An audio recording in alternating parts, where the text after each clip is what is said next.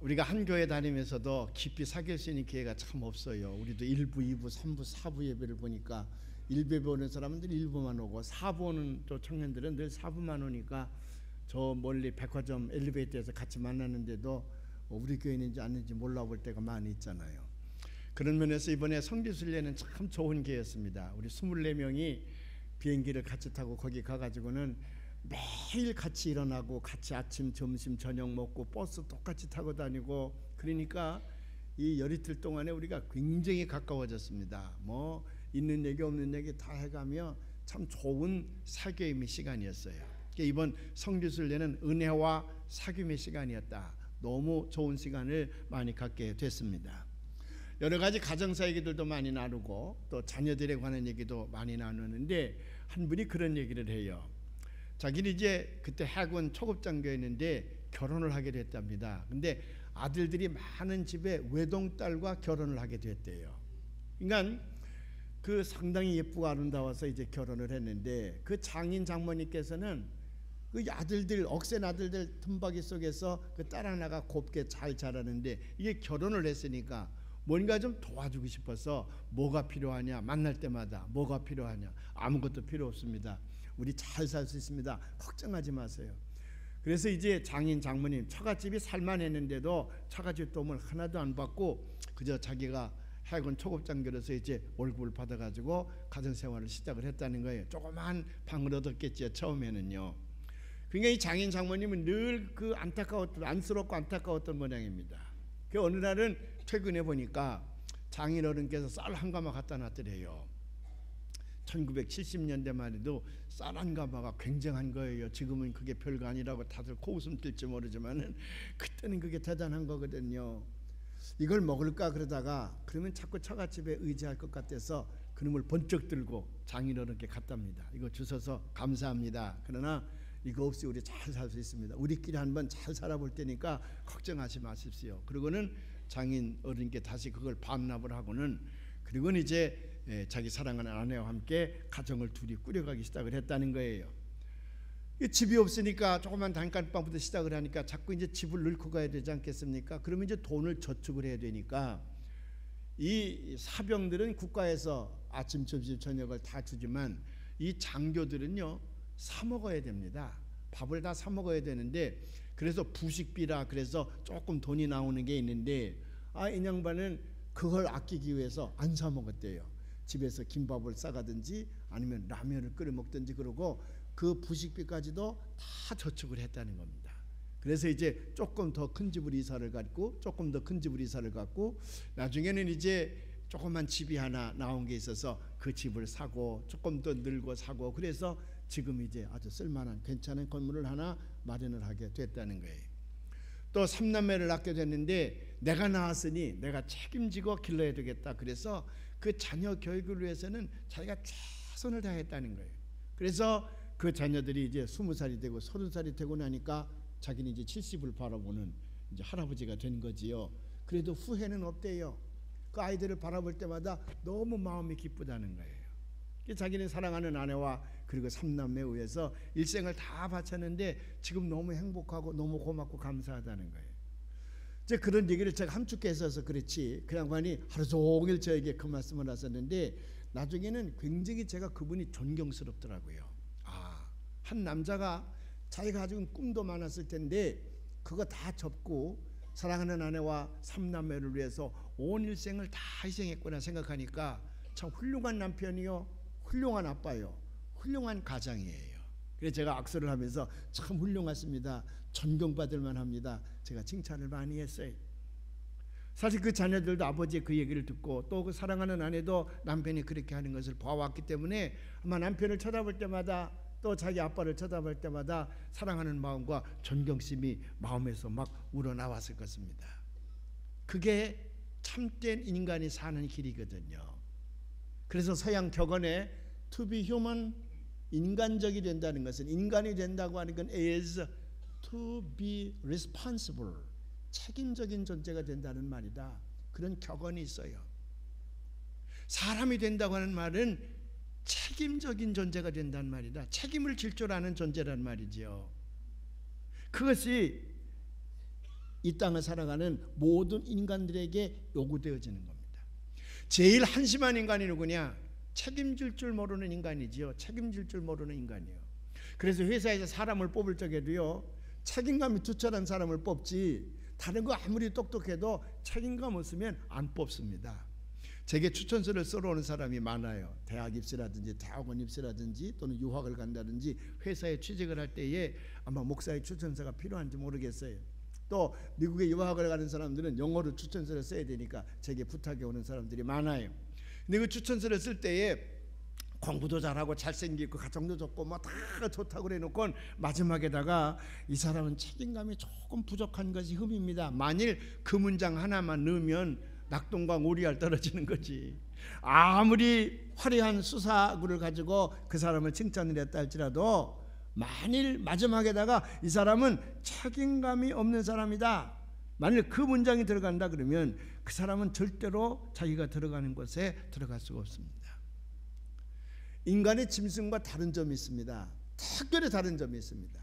물론 많아요. 우리 인간은 언어, 말을 할 줄 알잖아요. 그것이 이제 짐승과 다르다 그러지요. 또 우리는 두 손을 가지고 있어서 이걸 가지고 별거 다 만지지 않습니까? 좋은 것만 만들어라 그랬는데 나쁜 것도 만들어서 탈은 탈이지만은 두 손이 있어서, 또 우리는 두 발로 걷기 때문에, 또 우리는 사리를 판단할 줄 아는 이성이 있어서, 사람을 알아볼 줄 아는 인식 능력이 있어서, 이건 모두가 다 인간과 짐승이 다른 점이에요. 그런데 이것보다 더 중요한 건 뭐냐? 짐승과 다른 것 딱 하나가 있는데 그건 무한한 책임적인 존재라는 겁니다. 무한한 책임적인 존재, 그것이 짐승과 다르다는 거예요. 우리가 신학적으로 인간을 정의할 적에, 신학적으로 인간을 정의할 적에도 어떻게 정의를 내리느냐? 인간이란 하나님 앞에서 책임적인 존재다. 하나님 앞에서 책임적인 존재, 그래서 만물의 영장이라 그러고, 그래서 하나님의 형상대로 지음받았다, 임하고되이라 그러는데, 하나님의 형상대로 지음받았다고 하는 말은 인간이 하나님 앞에서 책임적인 존재라는 얘기예요. 하나님 앞에서냐? 모든 만물, 다시 말하면 하나님이 지으신 모든 만물 앞에서 인간은 책임적인 존재라는 거예요. 그래서 환경단체들도 생겨나게 되고 여러 가지 뭘 보호하자고 하는 단체들이 많이 나타나는 게 신학적으로 옳은 것이 하나님은 인간에게 만물의 영장으로서의 책임을 부여했기 때문에 그렇거든요. 그래서 인간은 하나님 앞에 책임적인 존재로 살아가야 될 줄로 믿습니다. 아멘. 그래서 처음에 하나님께서 이제 인간을 에덴 동산에다 만들었었는데 그걸 아담과 이브라 그래요. 남자와 여자를 만드셨습니다. 그 남자와 여자를 만들어 놓고 그에게 두 가지 책임을 주는 거예요. 하나는 동산을 잘 관리하거라. 동산을 잘 관리하거라. 두 번째로는 그 동산 가운데에 나무를 하나 심어놨는데 그 나무의 열매는 선과 악을 구별하는 열매다. 그러니 너희들은 절대로 먹지 말거라. 그걸 먹으면, 그걸 먹는 날에는 반드시 죽으리라. 그건 무슨 말이냐면 온 우주 만물이 하나님에 의해서 지음받았다. 이 우주 만물의 주인은 창조주 하나님이라고 하는 것을 모든 피조물들로 하여금 깨닫게 하기 위해서 그와 같은 엄한 명령을 내리신 거예요. 이 두 가지 책임을 인간에게 주셨는데, 아담과 이브에게 주셨는데 둘은 그 책임을 다 했느냐? 그러질 못했습니다. 탐욕과 교만이 앞서서 그 책임을 다하지 못했어. 책임을 다하지 못하니까 어떻게 됩니까? 그 둘은 에덴 동산에서 쫓겨나고 말았어요. 그걸 신라관이라 그러지요. 에덴 동산에서 쫓겨나고 말았어요. 사람은 이렇게 하나님 앞에서 무한히 책임적인 존재로 지음받았음에도 불구하고 우리 마음속에 죄된 속성이 있어서 그 책임을 자꾸 회피하고 도망가려고 그래요. 아담과 이브에게 가인과 아벨이라고 하는 두 형제를 허락하셨습니다. 두 아들을 낳았어요. 하나님 앞에 둘 다 제사를 드렸는데 하나님이 아벨의 제사만 받으시고 가인의 제사는 받지 않으셨어. 왜 안 받으셨는지 잘 모르겠어요. 그러나 이 가인은 질투심에 차서 자기 동생 아벨을 죽입니다. 살인을 해요. 그때의 하나님 마음이 얼마나 아팠겠습니까? 가인이 살인을 하고 가다가 하나님과 맞닥뜨리는 거예요. 하나님이 묻습니다. 내 아우가 어디에 있느냐? 그랬더니 가인이 화를 벌컥 내는 거예요. 모릅니다. 내가 내 아우를 지키는 자니까. 하나님께서 가인에게 내 아우가 어디 있냐 그러면 너는 맏아들이 아니냐, 내가 형이 아니냐, 너는 내 아우에 대한 책임이 있지 않느냐, 그걸 물으시는 거거든요. 근데 이 가인은요 화를 벌컥 내는 거예요. 내가 모릅니다. 난 알지 못합니다. 내가 내 아우를 지키는 자입니까? 책임에서 도망가려 그래요. 책임을 물으니 분노하려 그래요. 인간의 죄성이에요. 혹시 여러분 가운데에 못되는 같으니라고 가인의 후예들은 다 그렇게 도둑놈이고 살인 강도지, 나는 아벨의 후예리라 그렇게 생각하는 사람이 두 사람이 있는 것 같아. 착각을 하는 사람들이 있어요. 왜? 가인의 후예들은 그렇게 살인 강도들이고 아벨의 후예들은 참 착한 사람으로 여기고 자기는 아벨의 피를 받았다고 생각하는 사람들이 있어. 근데 아니에요. 아벨은 장가 못 들고 죽었어. 아벨의 후손은 아무도 없다니까. 근데 가끔가다 자기는 아벨의 후손이래. 저놈은 가인의 후예인데 우리 모두는 다 누구의 후예? 가인의 후예예요. 그래서 뮤지컬이나 무슨 오페라 같은 거 나올 때 가인의 후예들 그러고 나오면 못된 놈들이 장난치고 노는 거라 보나 생각을 하고 나와는 관계없는 것 생각하는데 아니에요. 그 가인의 후예들은 내 안에 있는 나 자신을 말하는 겁니다. 지금도 우리에게 하나님께서 책임을 물으면 우리는 금방 화를 냅니다. 금방 분노합니다. 자꾸 원망합니다. 그 책임으로부터 도망가려 그래요. 예수님이 세상에 계실 때에 많은 사람들에게 어떤 말씀을 하셨냐 그러면 내 이웃을 내 몸과 같이 사랑하거라 그렇게 가르치셨어. 따라서 해봐. 내 이웃을 내 몸과 같이 사랑하라. 첫째는 하나님을 사랑하고 두 번째는 내 이웃을 내 몸과 같이 사랑하라. 이거 great commandment라 그래서 대명령이라 그래요. 그랬더니 아주 법을 잘 아는, 율법을 잘 아는 관원이 예수님께 찾아와서 묻습니다. 누가 내 이웃입니까? Who is my neighbor? 누가 내 이웃입니까? 그럴 때에 그건 법조인이거든요. 그 법조인이 와서 예수님께 누가 내 이웃입니까? 물을 적에는 내가 돌봐야 될 책임의 한계가 어디까지입니까? 그걸 질문하는 거예요. 내가 어디까지 책임을 져야 됩니까?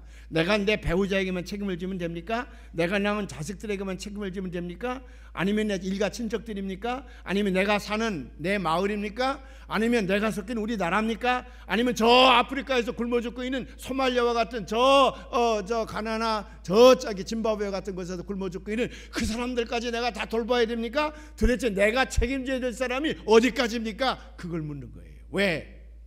그 복관 마음속에는 유대인이라고 하는 선택된 사람에게만 책임을 지면 되지 않느냐, 그런 의미가 들어있기 때문에 그래요. 그런 마음이 제자들에게도 있었거든요. 제자들이 이제 예수님께서 복음을 통하여 인류를 구원하시겠다 그럴 때에 제자들은 늘 무엇 가지고 다투었냐 그러면 이 복음의 구원이 누구까지 갈 것이냐, 유대인에게만 하는 것이냐 아니면 이방인들까지 가야 되는 것이냐, 그거 가지고 싸웠어요. 그 첫 번째 예루살렘 회가 열렸을 때에 많은 제자들은 아니다, 이 복음은 이방인들을 위해서 한 것은 아니다, 우리 유대인들만을 위한 것이다 그랬어요. 그럴 때에 베드로가 환상을 보고 나서 아니요, 이 복음은 이방인들까지요. 베드로가 정의를 내리지요. 예수님도 마찬가지예요. 내 이웃을 내 몸같이 사랑하라 그럴 때에 내 이웃은 누굽니까? 예수님 말씀하시면 내 원수까지다 그 말이에요. 너에게 긍정적으로 얘기하는 사람들뿐만 아니라 내 원수까지 너는 책임져야 되느니라.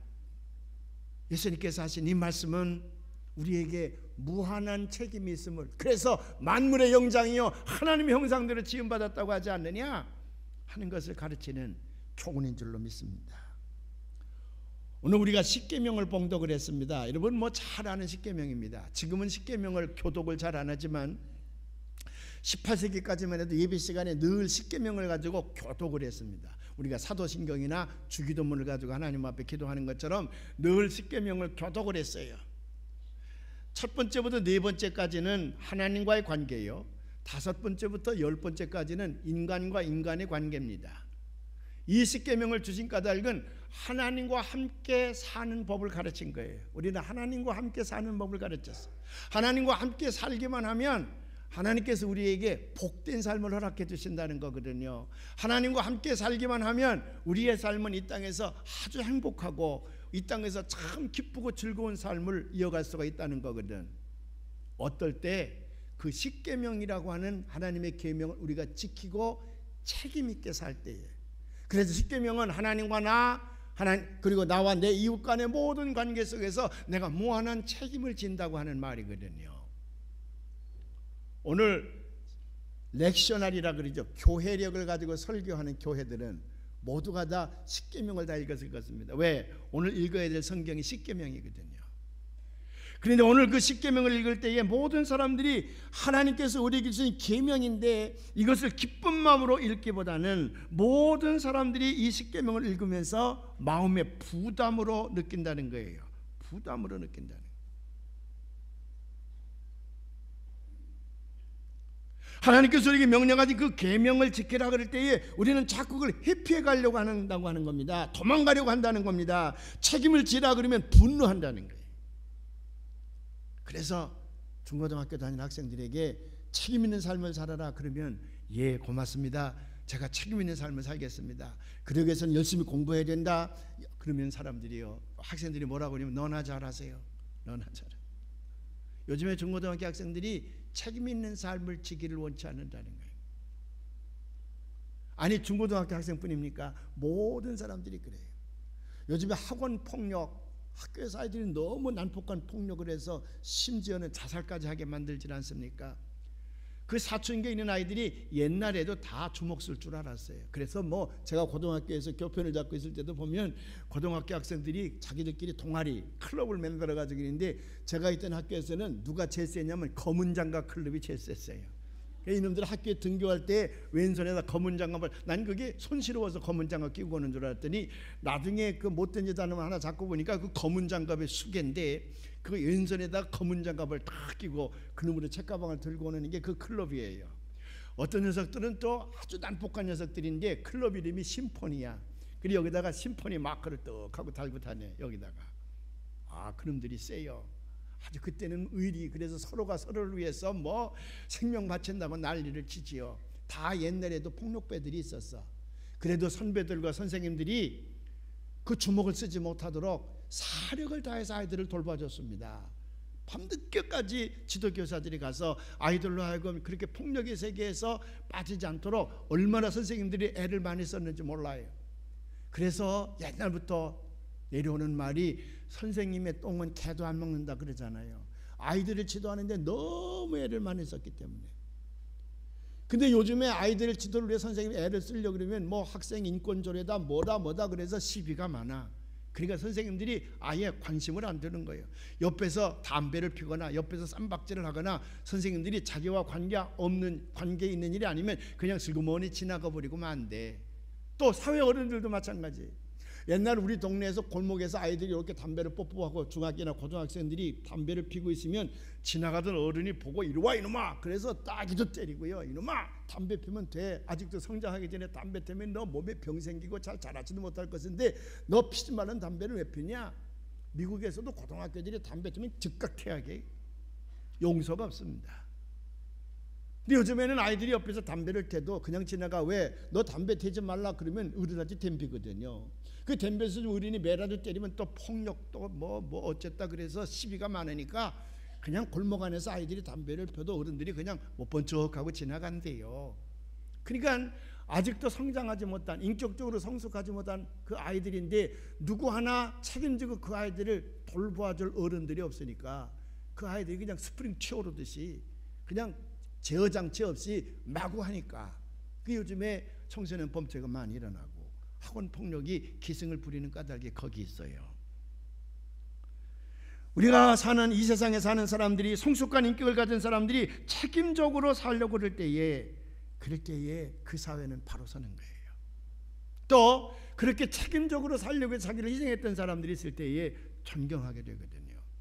우리는 왜 부모님을 존경하고 부모님에게 효도하자 그러니까 그 부모님의 자식들을 위해서, 가족을 위해서 희생했기 때문에 그렇거든요. 근데 젊은 사람들에게 책임을 지라 그러면 스프링 튀어듯이 치지요. 책임을 안 지려 그래요. 저도 그랬어요. 제가 중학교, 고등학교 갈 때에 저는 그때 목사가 되고자 하는 마음으로 중학교도 가려고 그러고 고등학교도 가려고 그러는데 저희 아버님 입장에서 보면 집안이 너무 어려운데 어머님 혼자 농사를 지어서 10식구 되는 가족을 다 먹여 살린다는 게 어려운 일이니까 당신은 병이 드셔서 노동을 함부로 못하고 그러니 그래서 절 불러 앉혀놓고 내 이름만 쓰면, 내 이름만 쓸 줄 알면 됐으니 이제 학교 그만 가고 나가서 이제 돈 벌어 오라는 거지. 그래서 이제 가족을 먹여 살리라는 거지요. 근데 그때는 아버님이 싫었어요. 나 좀 공부해서 목사가 되려고 하고 이 가난한 운명에서 벗어나려고 하는데 왜 아버지는 자꾸 나 학교 가는 걸 못 가게 자꾸 그렇게 하시나. 근데 고등학교 졸업할 때에 그때의 아버님이 제게 너무 간곡하게 말씀을 하셔서 고등학교까지 나왔으면 됐지 않았느냐, 이제는 네가 이 가정을 이끌어가야 되지 않느냐. 그래서 제가 그렇게 하기로 마음을 먹었습니다. 더 이상은 아버님 말씀을 거역할 수가 없어서 결심을 했어요. 그리고 고등학교 선생님, 담임 선생님한테 가서 의논을 잘했더니 저를 잘 취직을 시켜줬습니다. 그게 이제 4월 1일부터 제가 취직을 해서 다니기로 되어져 있는데 2월 달까지는 그냥 친구들과 어울려서 다녔습니다. 고등학교 같은 동기생들과 어울려 다녔는데 3월 달이 되니까 그 아이들은 다 대학 간다고 서울로 올라갔어요. 저만 덩그렇게 남아서 그냥 시간을 낭비할 수가 없으니 나무를 해와야 되겠다.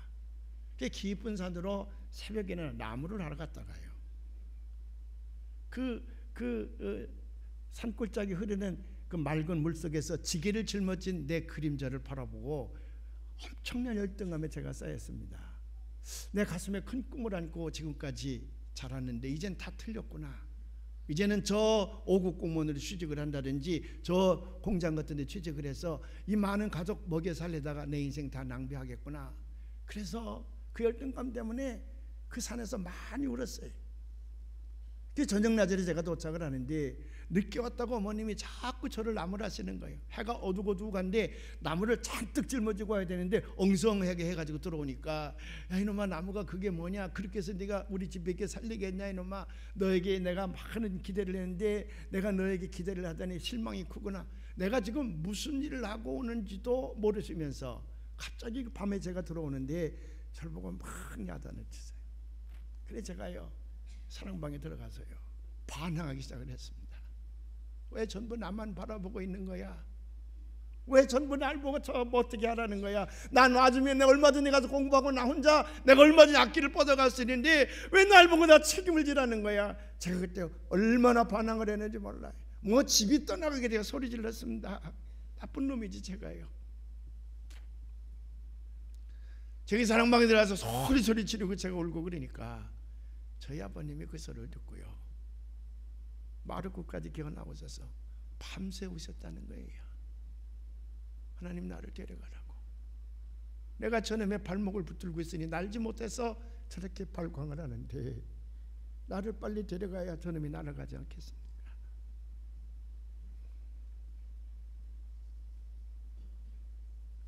그로부터 얼마 후에 아버님 돌아가셨는데 지금도 제가 많은 죄책감이 있어. 그때 내가 그렇게 하지 말아야 되는 걸 오죽했으면 아버님께서 그렇게 말씀하셨을까? 왜? 그때 책임지라고 하는 걸 그게 너무 싫었거든요. 내가 내 인생을 끌고 나가려고 하는데 왜 이 많은 식구들을 날 보고 책임지라고 하는 것일까? 너무 싫었어요. 근데 언제 제가 회개를 단단히 했냐 그러면 어머니 모습이 떠올랐습니다. 제가 학교 다닐 때에 이맘때쯤입니다. 이 보릿고개인데 60년대 이때는요 지금 보릿고개에 시골에 사는 사람들은 다 밥을 굶었습니다. 저희도 10식구가 다 굶을 판이지요. 근데 저희 어머님이 워낙 억척스러우니까 저 열무를 받아다가요 저 온상에서 기른 열무라든지 이런 걸 받아다가 그걸 단을 지어서 저 시중에다 갖다 읍내에 가서 팔아가지고는 그거 남는 거 가지고 우리 양식을 팔아다가 우리를 국수도 해주고 수제비도 해주고 죽도 써주고 그래서 10식구를 이제 연명해 가는 거지요. 근데 한 번은 저희 어머님이 머리에서요 막 피가 나는 거예요. 보니까 너무 무거운 거를 짊어지고 다니시니 이고 다니시니까 그래서 제가 한번 마중을 갔습니다. 지게를 번쩍 짊어지고 갔더니 어머님이 무거운 열무를 이렇게 이고 오시는데 제가 이제 지게를 받치고 어머니 여기다 올려놓으세요. 제가 고등학교 다닐 때니까 힘이 장사 아닙니까? 여기다 올려놓으십시오. 그런 거 올려놓고는 제가 짊어지고 일어나려니까 못 일어나겠어. 얼마나 무거워. 아무리 용을 써도요 일어날 수가 없어. 너무 무거워서요. 근데 가냘픈 여인이 연세가 많으신 분이 그걸 이고 다니며 장사를 하시니 그런데 그래서 여기가 상처가 생겨서 이놈의 염증이 오고, 그래서 쉬어야 되는데 계속 하시니까 이게 피가 흐르고 고름이 흐르고 그래서 머리가 다 빠졌었어요. 제가 병원을 한번 모시고 갔더니 의사가 쉬지 않으면 큰일 납니다. 이게 속으로 이 균이 들어가면 난리가 나는데 쉬어야 됩니다. 그래야 여기 다 낫는다는 거예요. 근데 그때 저희 어머니 하시는 말씀이, 내가 쉬면 10식구가 다 굶습니다. 나는 쉴 수가 없습니다. 그 모습이 딱 떠오르는 거예요. 10식구의 가족을 책임지고 먹여 살려야 되기 까닭에 머리가 다 헤어지고 여기 다 상처가 나서 고름이 주룩주룩 흐르는데도 나는 쉴 수가 없다. 가족을 먹여 살리기 위해서는 어머니로서의 책임을 다하기 위해서 나는 쉴 수가 없다는 거예요.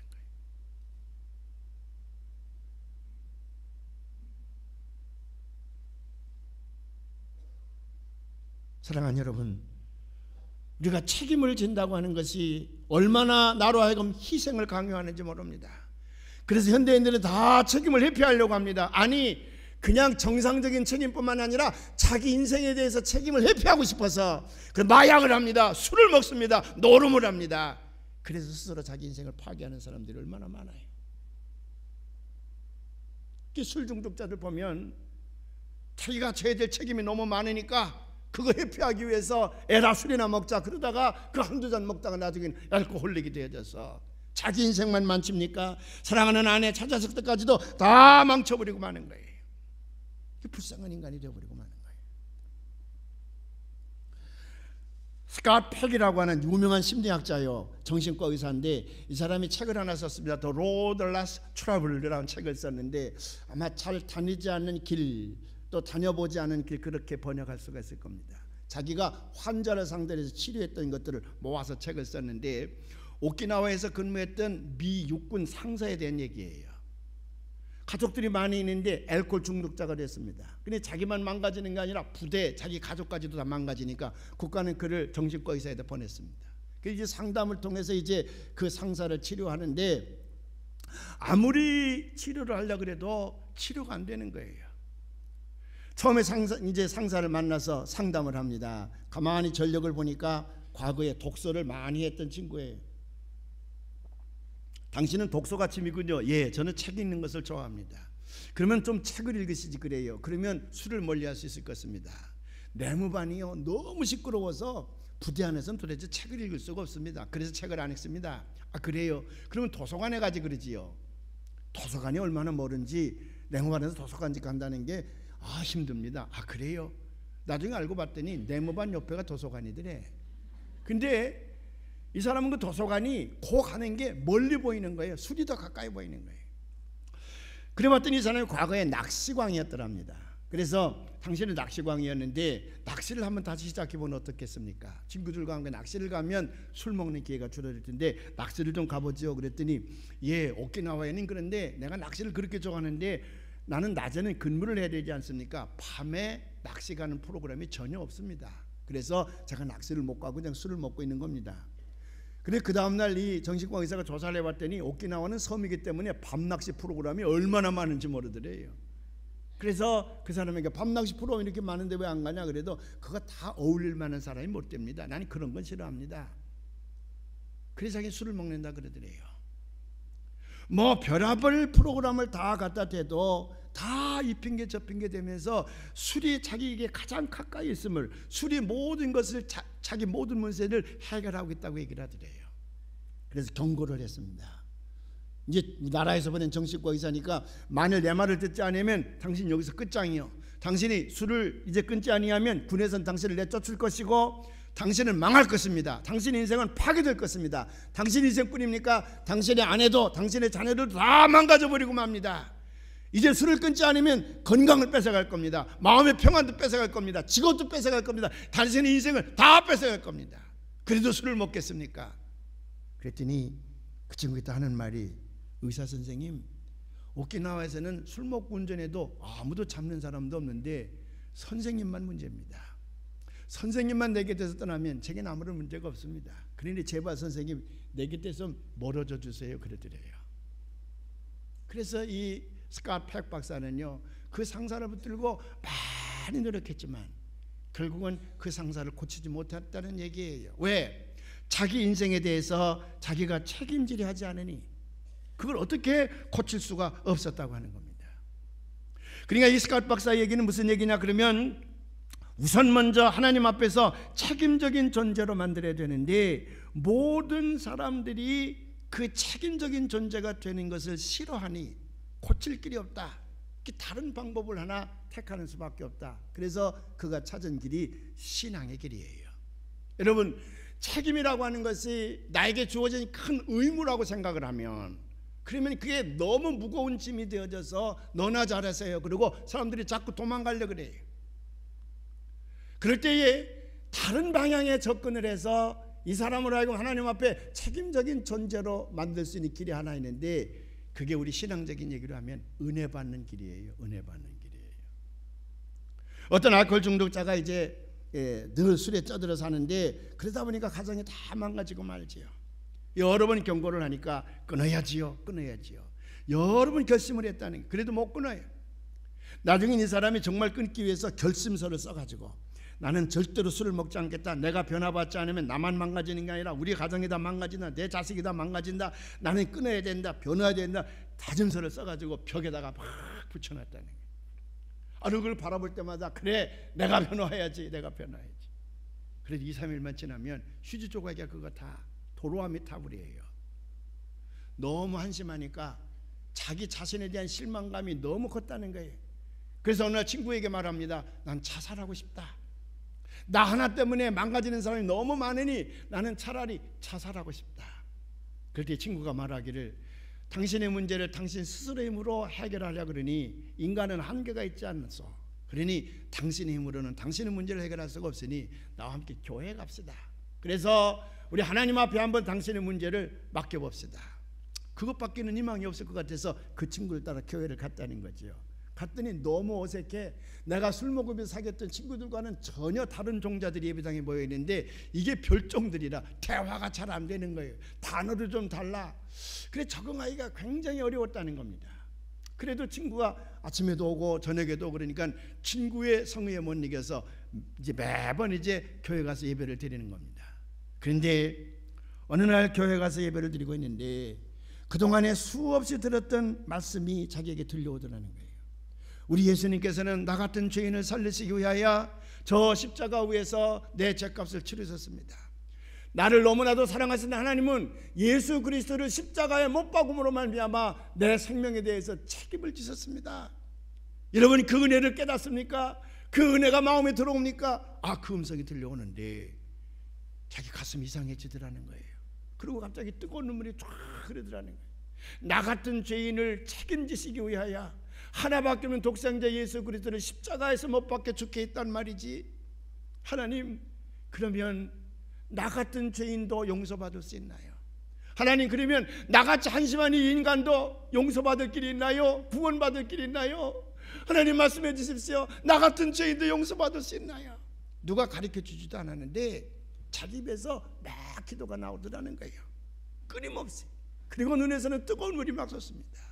예수여, 이 죄인도 용서받을 수 있나요? 벌레만도 못한 내가 용서받을 수 있나요? 오른손을 들고 다시 한번 예수여, 이 죄인도 용서받을 수 있나요?